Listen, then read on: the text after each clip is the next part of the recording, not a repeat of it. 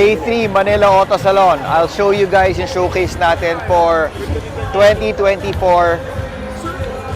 TJM Warren Black Mamba. Well, we have tires also, Maxtrek AMP, andito lahat. So, let's go. Let's check out our booth.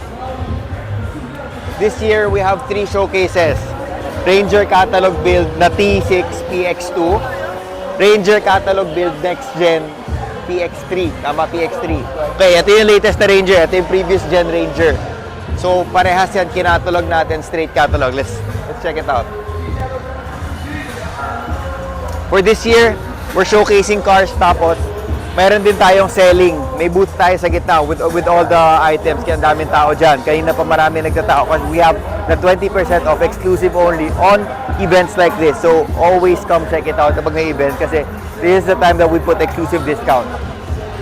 So, ito yung Ranger natin.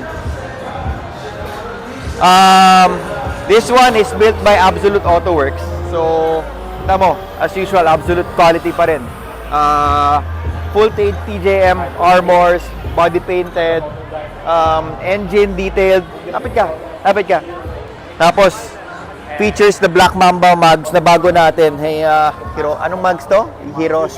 Kyushu mugs, polish. Tapos, sa suspension niya, full TJM din yan. From XGS upper arm to rugged suspension.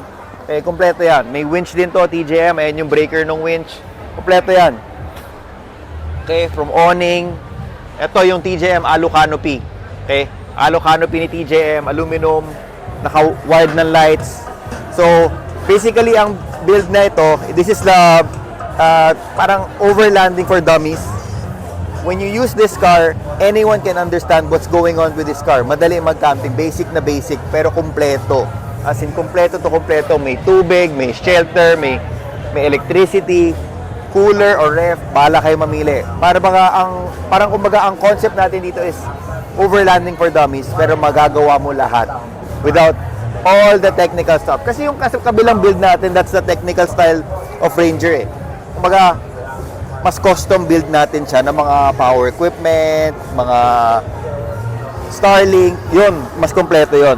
Pero with this one is the bare minimum you can go na kompletong overlanding, okay? So, ayun, let's go around. So, yun, see ito, tinahiram sa atin ng Mike Coolman, not one of the best. It's actually the best fridge ever. Tapos, pinahiram nila sa atin to to showcase dito sa build na to. This build showcases also a drawer system. Just put anything inside. Kumbaga, kung rerentahan mo yung kotse, magigets mo kagad siya eh. You don't need an explanation. You don't need a manual paano gamitin yung kotse. It's very basic. Tapos, ang power system niya is just dalawang EcoFlow. That's it. You can go to camp with 2 EcoFlows. Okay? Ayun. Ito yung rooftop tent niya. May banyo siya. May water port siya. Ito yung water port natin. Pero ang nakakabit sa kanya is the weekender. As usual, yung water system natin would be the weekender. Tapos sa kabila, yun yung room box. So, just put anything inside. Hindi mo kailangan na naka-customize siya. Kasi etong isa natin is parang technical overlander na siya. Mas specifics eh. Kita mo, yung room box niya, merong zoom in mo. Yung room box niya, merong recovery kit, naka-bolt yan dyan. Kumbaga doon, lahat ng gamit, specific dun sa lugar na yon. Ito, it's an open palette, open setup. Just put everything that you have, your personal stuff, pwede mo ilagay dyan. Yun, personalized na yon. Ito, anyone can use this one. Yun, owner-specific car siya. Let's go. Body arm. Amin din naman po yung body arm. So, let's start with the side. Yung side niya, we put the Black Mamba na beadlocks. Bago rin ni Black Mamba to. This is the Hiroshima. Candy red. Kita mo, candy red siya. It's a very special color. Candy red siya. Limited lang to. Limited run lang tong candy red na to. Meron din polish nito. We chose this one. Tapos ito, beadlocks.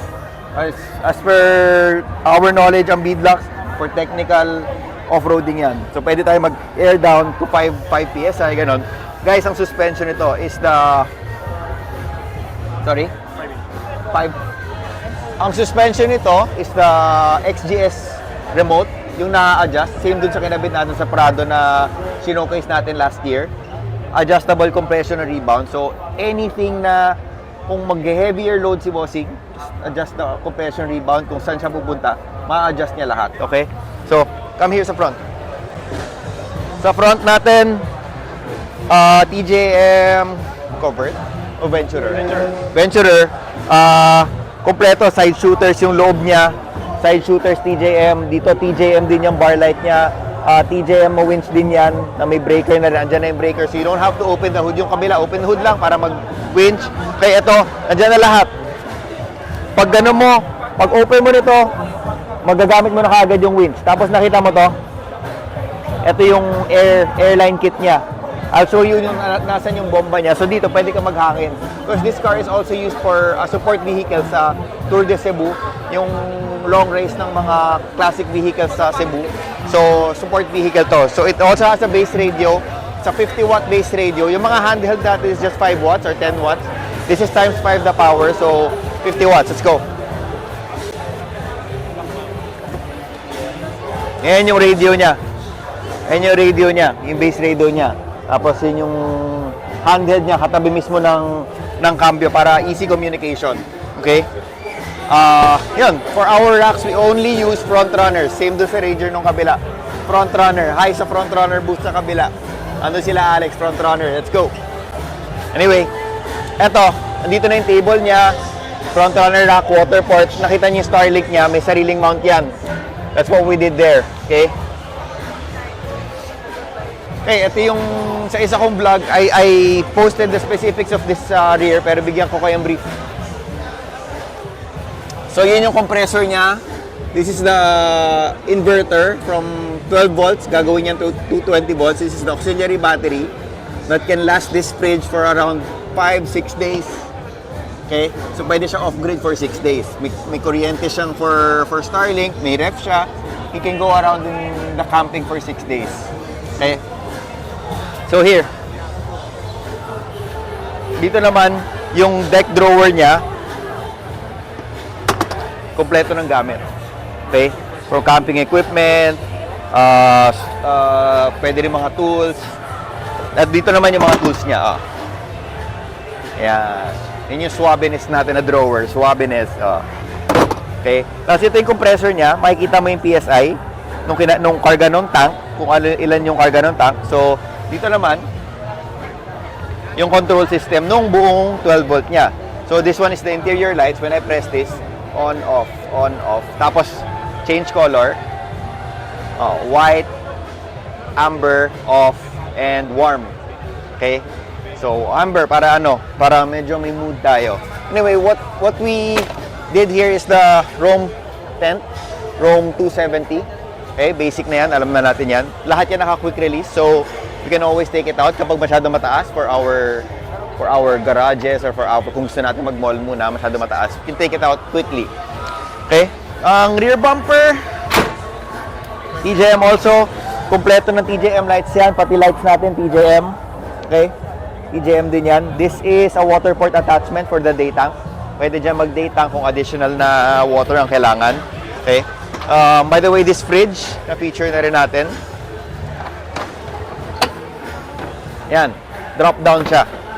Drop down siya. It's been running since the show started. So, we have drinks. Malamig yung drinks natin. It's been running since the show started. Hindi natin yung pinapatay the whole time. And we still have around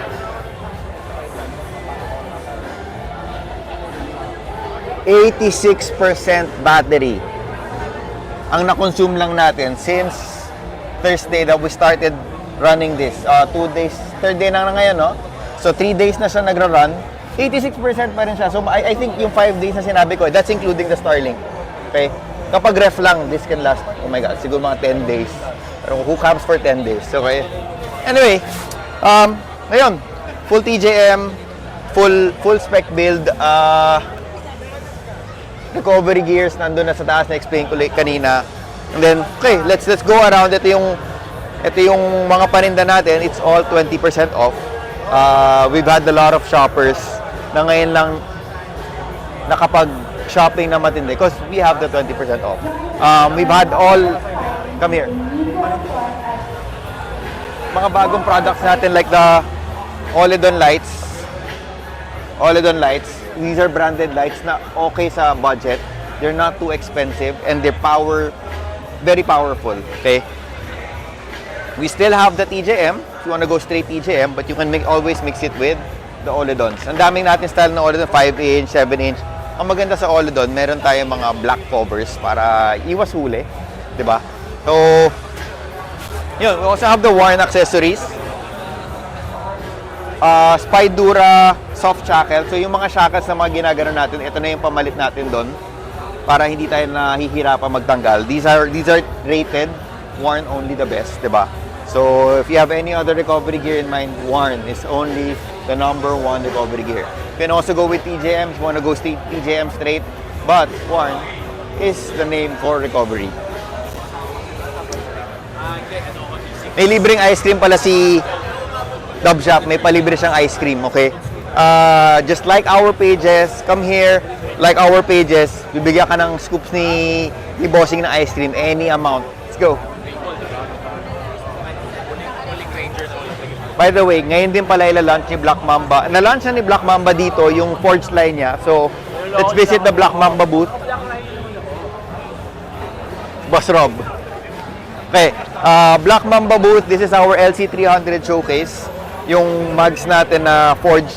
Ang ginawa natin dito, lahat ng sides iba yung mugs para makita na, mapa-showcase natin. Ano bang bagay sa LC300 kung polished ba, black ba, or itong design na to. So, makikita ng tao, makakapili na siya for their LC300s or Prado 250s. Mapipili niya. Pakita ko sa inyo. One of our best sellers, ito yung Helix natin na 22s. Pina-forge natin. Tapos, I think that's the brush steel na finish. Brush steel yan. So ito, meron pa silang yung stand nila is also custom Black Mamba, ganda. Pati yung stand ba naman, pati stand nila sobrang ganda. Okay, ito yung forge line nila. Come. Meron dito yung mga design din ni Black Mamba na casted and flow formed. I think flow form na lahat to, or the technology of Black Mamba, flow form na nila lahat ng incoming models nila para, of course, you want a stronger wheel, you want a more light wheel na mas economical para sa kotse natin. Pero yung forge line natin, ibang level yan. Ibang level. It's like double or triple the price. Pero syempre, naka Land Cruiser ka naman, you can pay for quality performance wheels. Ito kasi, pang araw-araw, pang trail, ito, dudurugin mo. Ito yun. Ito yung pandurog natin. Yan, yung 22s natin, ni Swag. Tapos, yung mga 17s natin, ganda ng boot. Ganda ng boot. That's Black Mamba right there. Okay? Eto. Ito pa, yung mga wheels ni Black Mamba na 22 Forge. I think this will be available next year around Feb yata dadating to next year. So, they're launching it now for 2025 line. Okay? I think may e-board din to. Ayun. May e-board din tayo for LC300. These are all upcoming products for next year. Or I don't know, I think may pailan na tayo nito. Ilang for test sets. Ito pa isa natin Black Mamba wheel. Woo! So I think with the forged, pwede mag-request yata if you want the polished everything, yung mga ganun. I think pwede siya mag-request. Wala namang ano yan na ito lang yung choices mo. But syempre, kung gusto mo mag-request, you have to wait. You have to wait. Kasi forged are specially made. Hindi siya kagaya nito na readily available. But look, ang ganda ng mga bagong designs nila Black Mamba. I think this is a new color. This is the new one. This is the bronze version of that Ranger. Yung Ranger, ito yung bronze version niya. Okay? So, guys, it's the third day. Until Sunday na lang tayo, tomorrow na lang tayo. The Manila Auto Center is always just 4 days. So, every time we have an exhibit like this, please do come. Kasi ngayon lang natin makikita na magkakaroon ng gantong sale. Tapos may mga showcase na kung paano nakakabit, kung yung binibili nating item, how would it look like in our cars. Yan yung ginawa natin dito, kung paano siya naka-showcase sa kotse natin. So that's our TJM tent, kung paano siya nakakasa doon, yung banyo ni TJM, yung ganon. Dito lang natin siya makikita na in actual showcase sa event na to. May pa-ice cream pa tayo. Next year, baka kung ano naman pag-gimmick natin. Sobrang lamig dito, baka magpalugaw tayo. Anyway, yeah. So, kung kaya nyo pa, let's visit the show. You have 20% off. Book your orders. You can talk to any of our specialists here. May damit naman sila, may uniform naman sila. So, alright. Thank you, everyone. Bye-bye.